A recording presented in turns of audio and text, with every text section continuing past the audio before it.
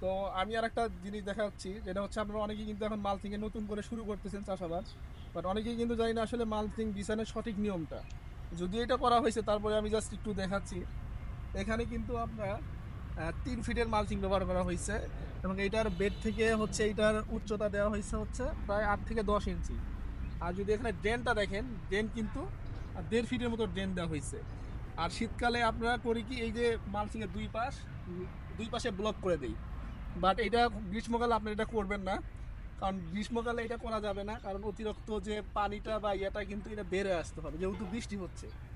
যার জন্য জায়গায় জায়গায় হচ্ছে এই সাইড দিয়ে ব্লক করে দিবেন, পুরোটাই দিবেন না, এখানে দেওয়া হয়েছে, এখানে দেওয়া হয়েছে, এখানে এভাবে করে কিন্তু আপনার মালচিং বিছাইতে হবে। আর মালচিংয়ের কিন্তু এই যে সবচেয়ে গুরুত্বপূর্ণ বিষয় হচ্ছে এই যে দুই পাশে কিন্তু কার্ভের মতো হবে, মানে অ্যাজ লাইক কবরের মতো হবে, এই একদম ফ্ল্যাট হবে না, এটা একটু কার্ভ হবে, যাতে করে এখানে যখন আপনি চারা দিবেন তখন কিন্তু অতিরিক্ত বৃষ্টি বলেন, এটা বৃষ্টি কিন্তু দুই পাশে কিন্তু অপসারণ হয়ে পানি নিষ্কাশনে চলে যাবে।